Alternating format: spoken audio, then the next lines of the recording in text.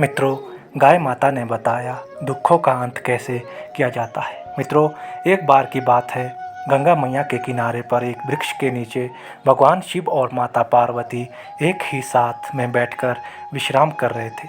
तभी एक गाय वहां आकर पहुंच जाती है और भगवान भोले बाबा से कहती है कि हे प्रभु, आज मैं आपसे मनुष्यों के कल्याण हेतु एक बहुत ही महत्वपूर्ण प्रश्न करने आए हूँ। फिर भगवान भोले बाबा कहते हैं कि हे गौ माता, आप मनुष्यों के कल्याण हेतु कौन सा प्रश्न पूछना चाहती है। तब वो गाय कहती है कि हे भगवान, मेरा प्रश्न यह है कि कोई भी मनुष्य अपने दुखों का अंत कैसे कर सकता है। मित्रों, फिर आगे वो गाय कहती है कि हे प्रभु, इस प्रश्न का उत्तर आपसे बेहतर कोई नहीं दे सकता है, इसीलिए आप ही आज बताए कि दुखों का अंत कैसे किया जाता है। फिर भगवान भोलेनाथ कहते हैं कि हे कामधेनु माता, आज मैं कथा सुनाने जा रहा हूँ, कृपया आप इसे ध्यान से पूरा सुनिएगा। फिर भगवान भोले बाबा गौ माता को कथा सुनाते हुए कहते हैं कि हे गौ माता, एक चंदनपुर नाम का नगर था। उस नगर में राजा विक्रम सिंह नाम का राज्य करता था। एक दिन शाम का समय था। वह राजा जंगल से शिकार खेलकर अपने राज्यों को वापस लौट रहा था कि तभी रास्ते में उन्होंने देखा कि एक बालक जलती हुई चीता के पास खड़ा था। बालक को देखकर राजा अपने घोड़े से उतरे और बालक के नज़दीक जाने लगे। जब राजा उस बालक के नज़दीक पहुँचे तो उन्होंने देखा कि वह बालक कह रहा था कि माँ, मैं तुम्हारी सौगंध खाकर कहता हूँ कि मैं एक दिन बहुत बड़ा आदमी बनकर तुम्हारे सपनों को पूरा करूँगा। राजा उसके बिल्कुल नज़दीक पहुँच गए और पूछा, बेटा तुम कौन हो। बालक ने कुछ घबराकर कुछ नहीं कहा। तब राजा कहने लगा, पुत्र डरो नहीं, मैं चंदनपुर नगर का राजा हूँ। अभी तुम अपनी माँ की चिता के पास बहुत बड़ा आदमी बनने की सौगंध खा रहे थे। क्या मैं जान सकता हूँ कि सुनसान जंगल में तुम अपनी माँ की चिता के पास अकेले खड़े क्यों हो। तुम्हारे बाकी सगे संबंधी और रिश्तेदार कहाँ हैं। तब वह बालक कहता है कि हे महाराज, मेरी माँ और मैं इस जंगल में अकेले ही रहते थे, लेकिन मेरी माँ ने मरते समय मुझे बताया कि मेरे दादाजी बुलंद नगर के धनी सेठ और करोड़पति थे। मेरी माँ और पिताजी का प्रेम विवाह हुआ था और मेरी माँ एक बहुत ही बेहद गरीब परिवार से संबंधित रखती थी, इसीलिए दादाजी ने उन्हें पसंद नहीं किया। विवाह के कुछ दिनों बाद ही मेरे पिताजी एक दिन बगीचे में घूमने के लिए गए थे। तभी वहीं पर एक जहरीले सांप ने उनको काट लिया था और उनकी वहीं पर मृत्यु हो गई। इस पर मेरे दादाजी और दादी ने मेरी माँ को अपशकुन और मनहूस कहते हुए फिर आगे निकाल दिया और उनकी मृत्यु हो गई। उन्होंने मेरी माँ को घर से निकाला जब वो गर्भवती थी। उस समय वो जंगल में आई और यहाँ एक झोंपड़ी बनाकर रहने लगी। यहीं मेरा जन्म भी हुआ। मेरी माँ ने मरते समय मुझसे कहा था कि मैं किसी तरह से गरीबी से जीवन से बाहर निकलकर अपने धनवान योग्य बनूं। वन महाराज, यह शब्द कहते ही मेरी माँ के प्राण निकल गए। मेरी माँ के जीवित रहते हुए मैं उनसे बहुत बड़ा आदमी बनने का वादा तो नहीं कर पाया था, इसलिए उनकी चिता के समीप खड़ा होकर इस समय बड़ा आदमी बनने की माँ की आत्मा को शांति मिले इसलिए वादा कर रहा था। मित्रों, फिर आगे भगवान भोले बाबा कहते हैं कि हे गौ माता, उस बालक की इतनी दुख भरी कहानी सुनने के बाद वह राजा कहने लगा, ओह बेटा, तुम्हारी तो बड़ी ही दुख भरी कहानी है। तुम इस वन में रहकर बड़े आदमी कैसे बन पाओगे। अच्छा, तुम यह बताओ, हमारे साथ हमारे राज्यों में तुम चलना पसंद करोगे। हम तुम्हें पढ़ा लिखा कर बड़ा आदमी बनाएंगे। मैं तुम्हारी मदद अवश्य करूँगा। फिर वह बालक कहता है कि तब तो महाराज मैं आपके साथ ही। फिर वह राजा के साथ उसके राजमहल के लिए तरफ चल पड़ा। राजमहल में पहुंचने पर रानी ने पूछा, ये कौन है महाराज और इसका नाम क्या है। राजा ने कहा, रानी, इसका नाम भीमसेन है। आज से यह हमारे महल में रहकर शिक्षा ग्रहण करेंगे। रानी मन ही मन में सोचने लगी, महाराज भी ना जाने कैसे कैसे नमूनों को उठाकर महल में लाते हैं। इन्हें कौन समझाए कि ये महल कोई अनाथ आश्रम नहीं है। राजा ने कहा, महारानी, आपकी किस सोच में पड़ गई हो। रानी ने कहा, कुछ नहीं महाराज, आप आज्ञा कीजिए। राजा ने कहा, महारानी, आज से भीमसेन तुम्हारी छत्र छाया में पलेगा। राजकुमार और राजकुमारी की तरह ही आप इसका ध्यान रखिएगा। रानी ने कहा, ठीक है महाराज। मित्रों, फिर आज्ञा कथा को सुनाते हुए भगवान भोलेनाथ कहते हैं कि हे गौ माता, उस रात वह बालक भीमसेन सोचने लगा कि मेरी इतनी अच्छी किस्मत है कि मैं राजमहल में पहुंच आया हूं। दूसरी तरफ वह महारानी सोच रही थी कि भीमसेन को महल से निकाल करके उसे कैसे वहां से निकाला जाए। जिस दिन राजकुमार, राजकुमारी और भीमसेन को भोजन परोसा गया, उसी दिन राजकुमार और राजकुमारी को सोने की थाली में खाना दिया गया, जबकि भीमसेन को पत्ते का भोजन पर खिलाया गया। इससे भीमसेन नाराज़ हो गया और कहा कि मैं पत्ते पर खाना नहीं खाऊंगा। रानी ने पूछा कि क्या तुम पत्ते पर भोजन नहीं कर सकते हो? भीमसेन ने जवाब दिया, महारानी, खा सकता हूँ, लेकिन मुझे यह भेदभाव पसंद नहीं, क्योंकि आप सोने की थाली में खाना परोसेंगे तो मेरे लिए पत्तल में, ऐसा नहीं। रानी ने तब कहा कि अगर तुम राजाओं और महाराजाओं की तरह खाना चाहते हो तो उसके लायक बनना सीखो। भीमसेन ने कहा कि हम तब तक नहीं खाएंगे जब तक कि मुझे सम्मान के साथ सोने की थाली में भोजन नहीं परोसा जाता। इससे नाराज़ होकर भीमसेन महल से चला गया और जंगल की ओर लौट गया, जहाँ से वो पहले आया था। जब महाराज महल में आए और उन्होंने पूरी घटना का पता किया तो उन्होंने रानी से पूछा कि भीमसेन को सोने की थाली में भोजन क्यों नहीं परोसा गया। रानी ने कहा कि वह भीमसेन की परख करना चाहती थी, लेकिन पता चला कि वह बहुत ही घमंडी और चतुर है। इसके सिवा उसके अंदर कोई भी विशेषता नहीं है। वो अपने जीवन में कुछ भी नहीं बन पाएगा। राजा ने कहा, महारानी, आप बेशक उसे पत्ते पर भोजन परोस कर तुम उसकी परीक्षा लेना चाहती थी, परंतु तुमसे यह ठीक नहीं किया, क्योंकि उसे अपमान महसूस हुआ होगा। कहीं वह महल से चला ना जाए। महाराज, महल का सुख वैभव छोड़कर वो कैसे जा सकता है? रानी ने कहा। फिर राजा तुरंत भीमसेन को महल में ढूंढने लगते हैं, परंतु वह उन्हें महल के कहीं नहीं मिले। राजा ने विचार किया कि भीमसेन अवश्य ही जंगल में अपनी झोंपड़ी में चला गया होगा। मुझे तुरंत वहां जाकर उस बेसहारा बालक को वापस महल में लेकर आना चाहिए। राजा अपने घोड़े पर सवार होकर जंगल की तरफ निकल पड़े।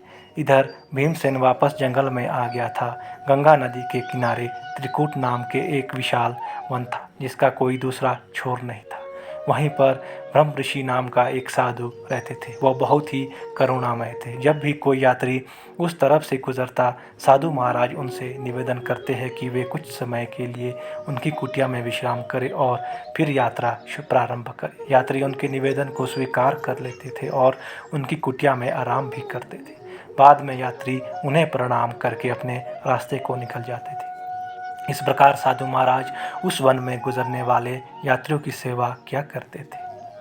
इसी वन में भीमसेन नाम का वो व्यक्ति, छोटा बच्चा, बड़ा होकर डाकू बन गया था। लूटपाट करना उसका पेशा था। जो भी यात्री उसे पैसा देने से हिचकिचाता, वो उसे बिना झिझक से मार डालता था।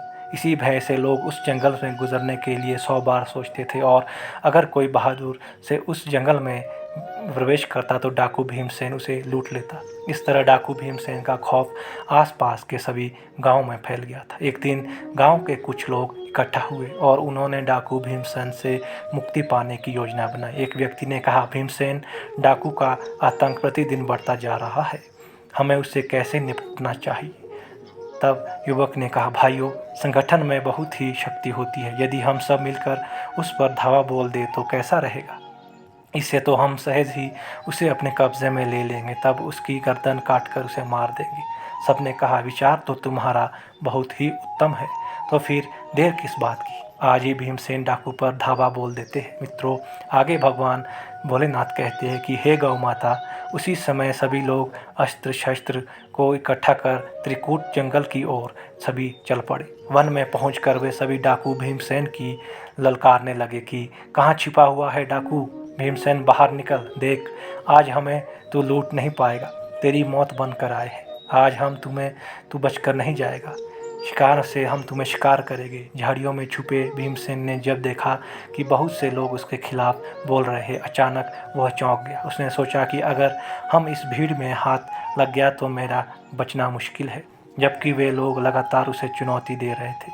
डाकू भीमसेन ने सोचा कि यहाँ तो मुझे ये लोग ज़रूर पकड़ लेंगे। मुझे यहाँ से कहाँ और छुपना होगा ताकि मैं अपनी जान बचा सकूँ।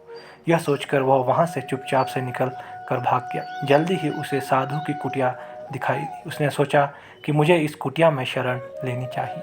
वह कुटिया के समीप पहुँचा तो बहुत ही हाँफ रहा था। साधु ने उसे देखा और कहा, कौन हो तुम? इस तरह से हाँफ क्यों रहे हो? और इस वीराने जंगल में तुम अकेले क्या कर रहे हो? कौन हो तुम? क्या घर से भाग कर आए हो? भीमसेन ने कहा, नहीं ऋषिदेव, ऐसी बात नहीं है। तब भीमसेन ने ऋषि को अपनी कहानी सुनाई। तब ऋषि ने कहा, तुम बड़ा आदमी बनना चाहते हो? भीमसेन ने कहा, हाँ बाबा, पर समझ नहीं पा रहा हूँ कैसे मैं बड़ा आदमी बनूंगा, मैं तो एक डाकू बन गया हूँ। फिर बाबा ने कहा, बेटा, यहाँ पर रहकर तुम बड़े आदमी कैसे बन सकते हो? बड़ा आदमी बनने के लिए बुद्धि की आवश्यकता होती है और बुद्धि विद्या ग्रहण करके होती है। भीमसेन ने कहा, ओ परंतु महाराज, विद्या कैसे प्राप्त करूं? मेरे पास तो शिक्षा हेतु कोई धन भी नहीं है, मुझे कौन पढ़ाएगा? ऋषिवर ने कहा, बेटा, यदि तुम सच्चे दिल से शिक्षा प्राप्त करना चाहते हो तो मेरे आश्रम में रहकर तुम विद्या प्राप्त कर सकते हो। फिर भीमसेन ने किसी तरह से अपनी उखड़ी हुई सांसों पर काबू पाया और कहा, साधु बाबा, कुछ लोग मेरी हत्या करना चाहते हैं और मेरे पीछे मुझे खोजते हुए आ रहे हैं, मेरी रक्षा कीजिए। साधु बाबा ने कहा, बेटा, तुम अंदर कुटिया में जाकर छिप जाओ। भीमसेन ने ऐसा ही किया और कुटिया के अंदर जाकर छिप गया। तभी भीमसेन को खोजते हुए लोगों की भीड़ कुटिया के पास आ पहुंची और साधु महात्मा से पूछने लगी कि हे साधु बाबा, क्या आपने यहाँ से किसी आदमी को गुजरते हुए देखा है? बाबा ने कहा, आप लोग किस आदमी की बात कर रहे हो? तब सभी लोगों ने कहा कि महाराज, हम भीमसेन डाकू की बात कर रहे हैं। साधु बाबा, उसने मासूम और निहत्थे लोगों को लूटकर बहुत ही उनको सताया है। वह अपना खजाना भरता है और मौका मिलने से लोगों की हत्या कर लेता है। आज हम उसे मारने आए। साधु बाबा ने कहा, क्या तुम भीमसेन को मारोगे? वो तो पहले ही गंगा नदी में डूबकर मर चुका है। साधु बाबा, तुम क्या कह रहे हो? भीमसेन डाकू मर चुका है? हाँ भाइयों, मेरे कहे पर विश्वास करो और तुम सब अपने घर लौट जाओ। भीमसेन कुटिया में छिपकर अंदर से सब कुछ देख रहा था और सोच रहा था कि उस साधु बाबा की वजह से आज उसकी जान बच गई है और साधु बाबा का बहुत आदर करते हैं, उसकी बातों पर विश्वास करते हैं कि वो वहाँ से लौट गए। जब लोग चले गए तो डाकू कुटिया से बाहर आया और साधु बाबा से पूछने लगा, साधु बाबा, आपने मेरे बारे में उन लोगों से झूठ क्यों बोला? साधु बाबा ने कहा, मैंने उनसे क्या झूठ बोला था? भीमसेन, तुम्हारे अंदर का डाकू मर चुका है, इसलिए तुम डर कर मेरी मदद मांगने आए थे। साधु भीमसेन ने कहा कि आपकी बात सच है साधु बाबा। फिर कहने लगे, पुत्र, उनसे धन लूटकर तुम अपना गुजारा करते हो, लेकिन लोक परलोक दोनों अपना बिगाड़ रहे हो। इतना सब कुछ करने पर भी क्या तुम्हें मन को शांति है? तुम निडर होकर अन्य लोगों की तरह जीवन गुजार सकते हो? नहीं, हर समय तुम्हें यही डर बना रहता है कि कहीं ना कोई तुम्हें मार ना दे। बोलो, सत्य है ना? तब भीमसेन ने कहा, हाँ साधु बाबा। फिर कुछ सोचकर भीमसेन डाकू ने साधु बाबा से कहा, साधु महाराज, आपकी बातों से मेरी आंखें खुल गई है। मैं भी अन्य लोगों की तरह निडर होकर जीना चाहता हूँ। आप मुझे कोई ऐसा उपाय बताइए जिसको करने से लोग मुझे भी आपकी तरह आदर सम्मान दे। साधु बाबा, मैं वचन देता हूँ कि आप मुझे जो भी काम करेंगे कहोगे मैं उसे करूँगा। बाबा ने कहा, ऐसा है, तब आप मेरे पीछे आओ। मित्रों, फिर आगे भोले बाबा ने कहा कि हे गौ माता। तब जो साधु बाबा थे वहाँ से एक पर्वत की ओर चल दिए और भीमसेन उनके पीछे पीछे चल पड़ा। पर्वत की तलहटी में पहुँचते पर साधु महाराज ने कहा, भीमसेन, इन 2 पत्थरों को अपने सिर पर उठाकर पहाड़ पर मेरे पीछे पीछे चलो। भीमसेन ने कहा, ठीक है साधु बाबा। भीमसेन ने ऐसा ही किया और उसने दोनों पत्थर उठा लिए और अपने सिर पर उठाकर साधु बाबा के पीछे पीछे चलने लगा। कुछ ही कदम चलने पर वो थकने लगा। तब साधु महाराज ने पूछा, क्या हुआ? भीमसेन ने कहा, साधु बाबा, ये पत्थर बहुत ही भारी है। साधु ने कहा, अच्छा, एक पत्थर फेंक दो। भीमसेन ने तुरंत एक पत्थर फेंक दिया और फिर से साधु बाबा के पीछे पीछे चलने लगा। कुछ दूर जाने पर भीमसेन ने कहा, साधु बाबा, यह अकेला पत्थर भी कम भारी नहीं है, अब मैं चढ़ाई नहीं कर सकता। साधु बाबा ने कहा, ठीक है, इसे भी नीचे फेंक दो और मेरे पीछे पीछे आओ। भीमसेन ने दूसरा पत्थर भी फेंक दिया और साधु बाबा के पीछे पहाड़ पर चढ़ने लगा। अब वह आसानी से पहाड़ की चोटी पर पहुंच गया था। वहां पहुंचकर भीमसेन ने कहा, साधु बाबा, आप मुझे यहाँ पर क्यों लाए हैं? साधु बाबा ने कहा, तुम्हें एक शिक्षा देने के लिए। देखो, अब तक तुम्हारे सिर पर लूट मार और हत्यारोपी के 2 भारी पत्थरों का बोझ था जो तुम्हें ज्ञान प्रिय पहाड़ पर चढ़ने नहीं देता था। मैं एक काम करो, आज से तुम लूट मार और हत्या करना बंद कर दो। जिन लोगों का धन तुमने आज तक लूटा है उन्हें वापस कर दो, तब जाकर तुम भी इन लोगों के प्रिय होगे। तभी सब जगत भले आदमी के रूप में तुम पहचाने जाओगे। भीमसेन बोला, ठीक है साधु बाबा, मैं ऐसा ही करूँगा। लेकिन मुझे यह पता नहीं था कि जिन लोगों से मैंने धन चुराया था वे कौन थे और कहाँ के निवासी है। फिर साधु बाबा कहते हैं, इसीलिए तुम यह करो कि चुराया हुआ धन गरीबों और भिखारियों में बांट दो। भीमसेन बोले, ठीक है साधु बाबा, मैं ऐसा ही करूँगा। भीमसेन ने ऐसा ही किया और वेश बदलकर शहर में गया और अपने साथ लाए हुए अपने धन को गरीबों में, ज़रूरतमंदों में बांट दिया। धन बांटने के बाद भीमसेन वापस वन में साधु बाबा के पास आया। साधु बाबा से कहा, बाबा मुझे अपनी शरण में ले लो, मैं अब तक कोई भी अच्छा काम नहीं कर पाया, मुझे अच्छी ज्ञान भरी बातें सिखाइए, मेरे जन्म को सार्थक बना दीजिए। साधु बाबा ने उसे अपना शिष्य बना लिया और कहा, भीमसेन जहाँ तक हो सके हमेशा दूसरों की मदद करो, दूसरों की सहायता करते रहिए, यही मानवता की सच्ची सेवा है और यही भगवान की सेवा है। भीमसेन ने सच्चे दिल से साधु बाबा की सेवा की और साधु बाबा के सानिध्य में 5 वर्ष बिताए। इसी बीच साधु बाबा की कृपा से वह अत्यंत ही बुद्धिमान और सच्चे चरित्र वाला बन चुका था। तब एक दिन साधु बाबा ने भीमसेन से कहा, भीमसेन आज तुम्हारी शिक्षा पूरी हुई है। भीमसेन ने कहा, पर मैं शिक्षा का मूल्य कैसे चुकाऊंगा।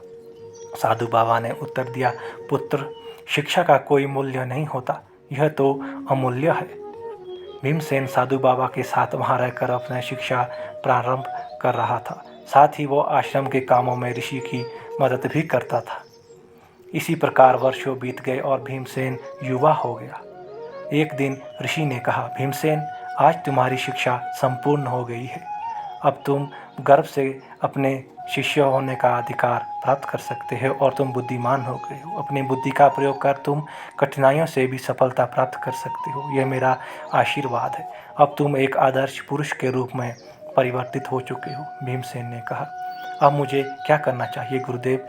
साधु बाबा बोले, भीमसेन अभी तुम युवा हो, अभी तुम्हारे सामने एक लंबा जीवन पड़ा हुआ है, तुम्हें इसीलिए अब कोई कार्य करके अपना जीवन व्यापन करना होगा। भीमसेन ने निराश होते हुए कहा, गुरुदेव सब जगह मैं एक डाकू के रूप में बदनाम हूँ, मुझे भला कौन आदमी काम देगा। सब साधु बाबा ने कहा, आओ अपनी इस बुद्धि के बल के तुम्हारे जीवन के कुरुक्षेत्र में सफल योद्धा बनकर उतर जाओ। फिर उसने निश्चय किया कि वह चंदनपुर जाएगा। चंदनपुर वही राज्य था जहाँ के राजा ने एक बार बचपन में समय में भीमसेन को आश्रय दिया था, परंतु उसकी रानी ने अपमानित करके भीमसेन को निकाल दिया था। भीमसेन चंदनपुर में पहुंचा तब उसे मालूम हुआ कि वहां के मंत्री की आकस्मिक मृत्यु हो चुकी है और इसीलिए मंत्री का पद खाली। राज्य महल की सभा में आज मंत्री के खाली पड़े हुए पद को योग्य उम्मीदवार का चुनाव करना था। भीमसेन भी उस समय राजा के दरबार में पहुंच गया और वहां पर जो कुछ भी घटित हो रहा था उसे भीमसेन ने ध्यान से देखने लगा। उस समय राजा के सामने सिंहासन पर बैठे थे और उनके सेनापति ने कहा, महाराज मंत्री की आकस्मिक मृत्यु से मंत्री का पद खाली हो गया है, यह पद ज़्यादा दिनों तक खाली नहीं रहना चाहिए। राजा ने कहा, सेनापति जी आप बिल्कुल ठीक कह रहे हैं, आज तक जो परंपरा चली आ रही है उसी के अनुसार मंत्री के पुत्र सारंग को मंत्री का पद सौंपा जाएगा। सेनापति ने कहा, पर क्या सारंग इस पद के लायक है। राजा कहते हैं, चाहे लायक हो या ना हो, राज की परंपरा अनुसार यह पद उसे ही दिया जाएगा। हम सब दरबार के इसकी घोषणा करते हैं। इतने में भीमसेन आगे बढ़ा और बोला, महाराज समय के साथ पुरानी परंपराओं को बदल देना ही समझदारी का काम है। तब एक युवक ने कहा, मेरा नाम किशोर है महाराज और मैं मंत्री पद के लिए अपना नाम पेश करना चाहता हूँ। भीमसेन ने अपना नाम किशोर बताया ताकि राजा विक्रम सिंह उसे पहचान ना पाए। बहुत सालों के बाद राजा विक्रम सिंह बूढ़े हो चुके थे।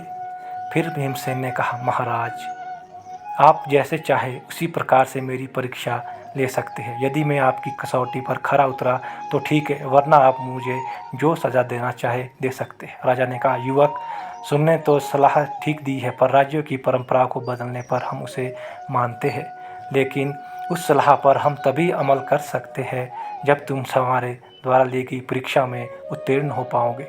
हम सारंग और तुम्हारी दोनों की परीक्षा लेते हैं। जो भी इस परीक्षा में उत्तीर्ण होगा उसे हम चंदनपुर का मंत्री बनाएंगे।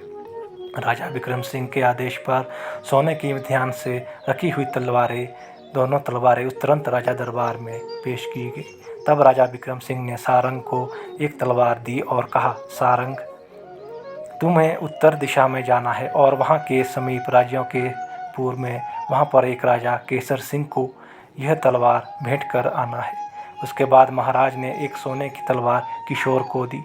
कहा, किशोर, तुम्हें पश्चिम दिशा के सीमावर्ती राज्यों विशालपुर में जाकर यह तलवार राजा विशाल तक भेंट करनी है। दोनों उसी समय तलवारें लेकर अपने अपने घोड़ों के साथ दोनों दिशाओं में निकल पड़े। जब सारंग उत्तर दिशा में स्थित केसरपुर राजा के राज्य दरबार में पहुंचा, तब उसने कहा कि राजन, मैं चंद्रपुर के राजा विक्रम सिंह के द्वारा भेजा गया राजदूत हूँ। हमारे महाराजा ने आपके लिए यह सोने की तलवार उपहार में भेजी है। फिर उन्होंने राजपूत से कहा, हम आपके महाराज के इस उपहार को स्वीकार करते हैं राजदूत। लेकिन जब महाराज ने तलवार को ध्यान से देखा और निकाला कि उस पर एक नोक पर लाल रंग लगा हुआ था। राजा ने पूछा, यह तलवार की नोक पर लाल रंग क्यों लगा हुआ है राजदूत? तब इसका क्या अर्थ है? हम इसे समझ नहीं पा रहे हैं। तब सारंग के मन ही मन सोचा कि तलवार की नोक पर लगे इस लाल रंग का क्या मतलब हो सकता है?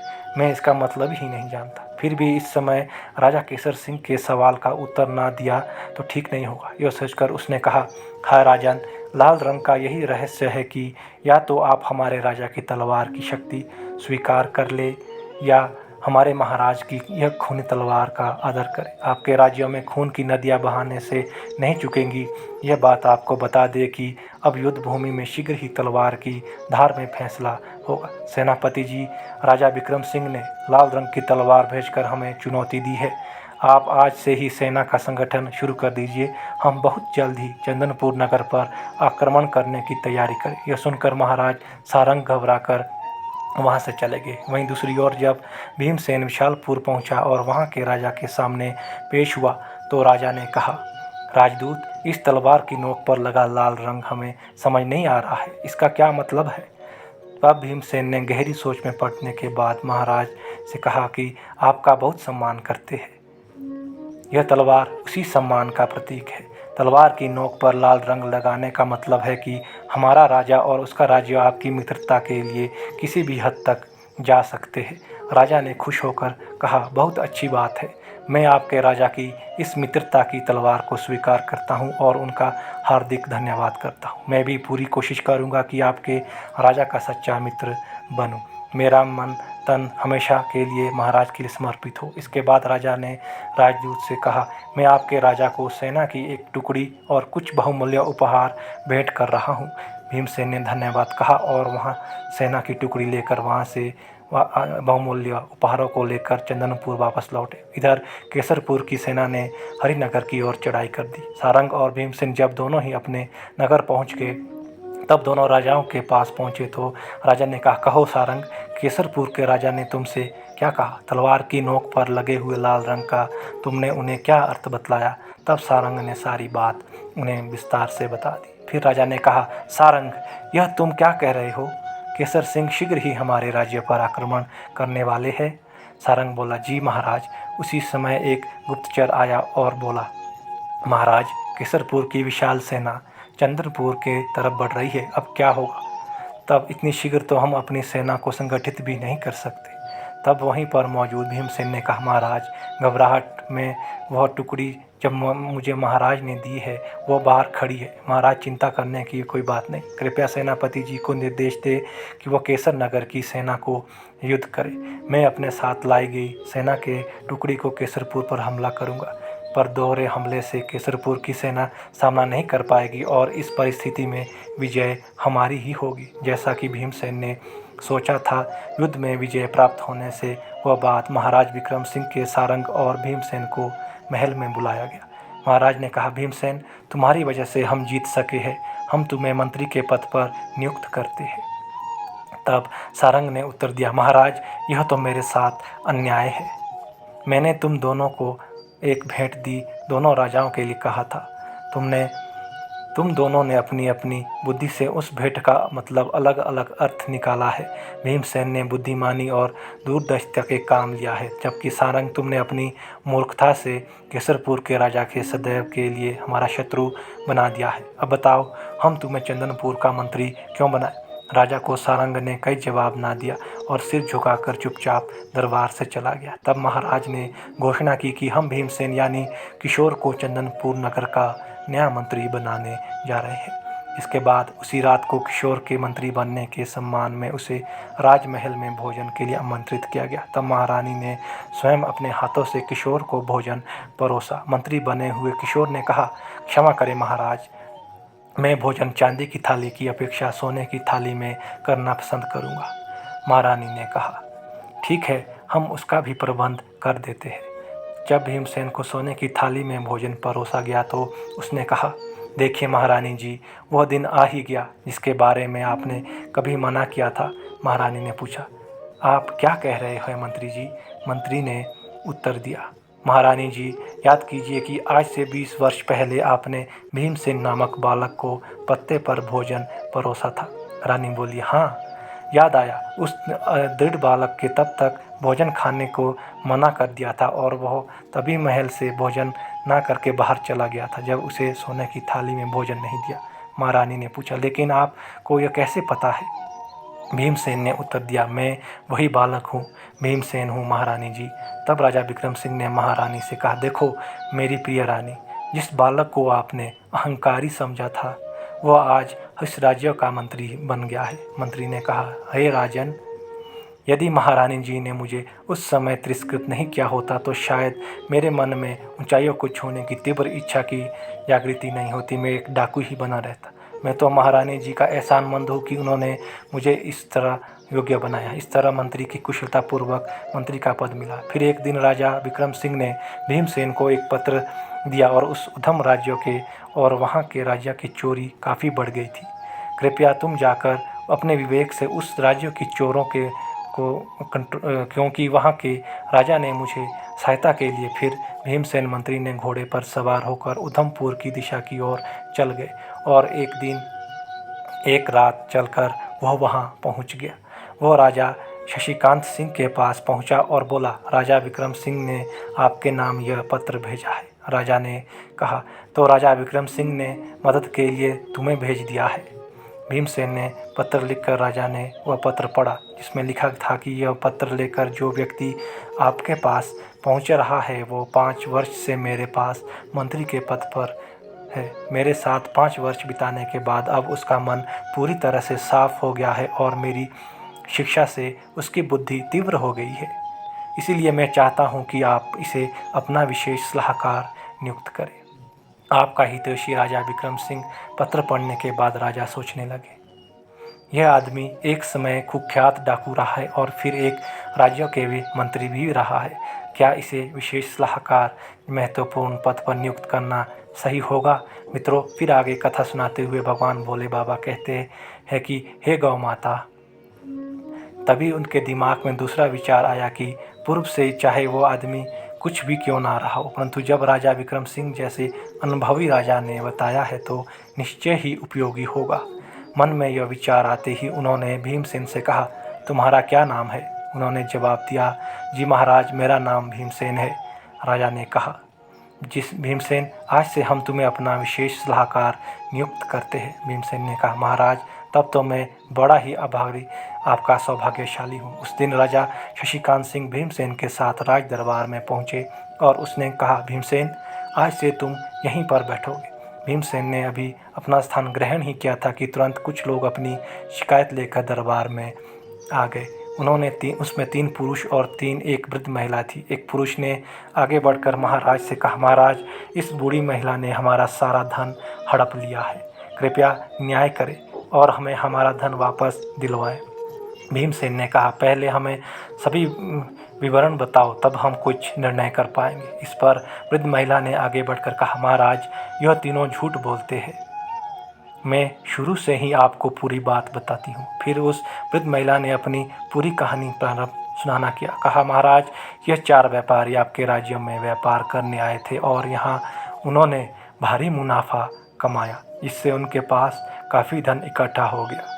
किंतु बुढ़िया ने कहानी सुनाते हुए बताया कि एक दिन यह चारों लोग अपना संपूर्ण धन लेकर मेरे पास आए। उन्होंने कहा, बुढ़िया माँ, हम इस राज्य में नए हैं और हमारे पास काफ़ी धन है, कृपया हमारे धन की रक्षा करो। मैं इनसे पूछती रही कि मैं तुम्हारी रक्षा कैसे करूं। इन्होंने कहा, वह तुम्हारे घर के आंगन में धन गाड़ देंगे। जिस दिन एक साथ आकर हम अपना धन मांगे, उसी दिन हमें धन देना, वापस कर देना। अगर हम ऐसे कोई एक एक करके धन मांगे तो कृपया करके उसे धन ना दे। उन्होंने कहा, बूढ़ी माँ, इसके बदले में हम भी तुम्हें धन देंगे। बुढ़िया ने तब कहा, मुझे तुम्हारी बात मंजूर है। उन्होंने घर में गड़ा हुआ धन तो खोदा तो उसके सोने से भरा हुआ गाड़ दिया। फिर बुढ़िया और उन लोगों ने उस धन को वहीं गाड़ दिया। फिर वह चारों बोले, बूढ़ी माँ, हर शाम को यहाँ भोजन करने आया करेंगे। बुढ़िया ने कहा, ठीक है। फिर बड़े शौक़ से रोज़ शाम को जब वो भोजन करने आते तो बुढ़िया से पूछते कि हमारा सारा धन सुरक्षित तो है ना। बुढ़िया ने जवाब दिया, हाँ बेटा, तुम्हारा धन पूरी तरह से सुरक्षित है। एक दिन जब उन चारों व्यापारियों ने खजाने की जगह को खोदा तो वहाँ पर धन अभी भी वैसा ही है जैसा उन्होंने छोड़ा था। अब उन्हें उस बुढ़िया की ईमानदारी पर कोई संदेह नहीं रहा। उनकी ईमानदारी से प्रसन्न होकर उन्होंने उसे 5 स्वर्ण मुद्राएं दी और कहा, बूढ़ी माँ, यह मुद्राएं रख लो, यह तुम्हें काम आएगी। बुढ़िया ने कहा, जुग जुग जियो मेरे बेटे। लेकिन उन चारों में से एक के मन में लालच आ गया। उसने सोचा कि यदि वह बूढ़ी माँ को धोखा देकर सारा धन हड़प ले तो उसकी ज़िंदगी बिना किसी मेहनत से आराम से कट सकती है। एक दिन जब वे चारों व्यापारी घर के बाहर एक पेड़ के नीचे बैठकर चौपड़ खेल रहे थे, तभी उनमें से एक ने दूसरे से कहा, तुम बूढ़ी माँ से जाकर कह दो कि वह जल्दी से खाना बनाकर आ जाए, हमें भूख लगी। उसने कहा, ठीक है, मैं अभी जाता हूँ। वह घर की ओर चल दिया। वह सोच रहा था कि यह सबके लिए अच्छा मौका है जब उसके सारे साथी बाहर व्यस्त है और वह अकेले धन को हड़प सकता है। घर के अंदर पहुंचकर उसने बूढ़ी माँ से कहा, बूढ़ी माँ, हमें इस तरह एक सारे धन की आवश्यकता है। मेरे साथियों ने धन लाने के लिए मुझे भेजा है। बूढ़ी माँ ने कहा, सारे धन की एक साथ तुम लोगों को इस समय क्या आवश्यकता पड़ी है। फिर वह बोला, बूढ़ी माँ, यदि मेरी बात पर तुम्हें यकीन नहीं हो रहा तो तुम बाहर जाकर मेरे साथियों से पूछो। तब बुढ़िया घर के बाहर आई और बाहर बैठकर चौपड़ खेल रहे व्यापारियों से बोली, तुमने अत्यंत से जो कहा है वो ठीक है। उन सभी ने कहा, हाँ बूढ़ी माँ, ठीक है, परंतु ज़रा जल्दी कर दो। तब उस बुढ़िया को घर के अंदर आई और बोली, तुम्हारे साथी भी तुम्हारी बात का समर्थन कर रहे हैं, इसलिए गड़े हुए खोद कर खजाना तुम अपने साथ ले जा सकते हो। वह व्यक्ति मन ही मन में सोच रहा था कि मेरी चाल कामयाब हो गई। वह व्यक्ति फटाफट गड्ढा खोदने लगा और बड़ी ही तेज़ी के साथ उसने सारा गड्ढा खोद लिया और धन को 2 बड़े थैलों में निकाल कर वहाँ रख दी। बूढ़ी माँ ने बोला, बूढ़ी माँ, तुम ज़रा एक लोटा पानी दो, मुझे बड़ी ही प्यास लग रही है। बुढ़िया बोली, अभी लाई बेटा। और फिर बुढ़िया पानी लेने चली गई। इतने में पलक झपकते ही वो व्यक्ति ने दोनों धन से भरे हुए मटके उठाए और घर में पिछवाड़े से एक घोड़ा लेकर वहाँ से उसकी पीठ पर लाद कर तुरंत वहाँ से फरार हो गया। दूसरी ओर उसने साथी जो बाहर बैठकर चौपड़ खेल रहे थे, वो सोचने लगे कि मेरा मित्र अभी तक क्यों नहीं लौटा। उन्होंने कहा, चलो अब तो खाना तैयार हो गया होगा, अंदर ही चलते हैं। वे तीनों अंदर गए और बूढ़ी माँ से बोले, खाना तैयार हो गया है क्या? हमने तो बहुत पहले अपने मित्र को खाना बनाने के लिए कहा था। बुढ़िया ने कहा, उसने मुझे कुछ नहीं कहा। वह व्यक्ति तो सारा धन लेकर तुम्हारे पास गया है। जब तीनों व्यापारी यह सुनते हैं तो सदमे में पड़ जाते हैं और कहता है, लेकिन तुमने उसे अकेले सारा धन क्यों सौंप दिया? बुढ़िया ने कहा, मैं दरवाजे पर आई और तुमने कहा कि वो जो कह रहा है उसे दे दो। उन्होंने कहा, हमने तो सिर्फ खाना जल्दी लाने के लिए कहा था, क्या तुम्हारे मित्र ने तुम्हें धोखा दिया है? फिर बुढ़िया ने अपनी कहानी पूरी करते हुए कहा, महाराज, यही है सारी कहानी। अब आप ही बताइए, इस घटना में मेरा क्या दोष है? फिर तीनों व्यापारी कहता है कि ये बुढ़िया झूठ बोल रही है महाराज, अवश्य ही इसे इस बात का पता था कि मेरा मित्र धन लेकर कहाँ गया है। महाराज हम सब पर दया करें, इससे हमारा धन वापस दिलवाने की कृपा करें। महाराज सोचने लगे, ये तो बड़ा ही विचित्र झगड़ा है, जब कैसे इन लोगों को निपटारा करूंगा। क्यों ना भीमसेन को इस झगड़े का निपटारा करने के लिए कहा जाए। इस प्रकार भीमसेन के विवेक की परीक्षा भी हो जाएगी। यह सोचकर उन्होंने वहीं पर बैठे हुए भीमसेन से कहा, भीमसेन क्या तुम इन लोगों को झगड़े का निपटारा कर सकते हो। भीमसेन ने जवाब दिया, अवश्य महाराज, यदि आपकी आज्ञा हो तो। फिर महाराज ने आज्ञा दे दी। भीमसेन ने बूढ़ी औरत से पूछा, बूढ़ी माँ, जब चारों व्यापारी तुम्हारे पास धन रखने के लिए आए थे तो उन्होंने तुमसे क्या कहा था। बुढ़िया ने कहा, जी उन्होंने कहा था कि यह सारा धन हम तुम्हारे आंगन में गाड़ देंगे। जब हम चारों एक साथ आएंगे तभी उस धन को देना, किसी एक के मांगने पर मत देना। फिर भीमसेन ने पूछा, क्यों भाइयों, बूढ़ी माँ ने जो कुछ कहा है क्या वह सच है। फिर भी उन्होंने कहा कि हाँ महाराज, हमने श्रीमान बूढ़ी माँ को हमने यही बताया था, जो ये कह रही है वह सत्य है। लेकिन इसमें हम तीनों से पूछे बिना ही हमारे चौथे साथी को सारा धन दे दिया, यही हमारी शिकायत है। तुम लोगों ने बूढ़ी माँ से कहा था कि चारों के एक साथ आकर मांगने पर ही धन देना, अन्यथा नहीं।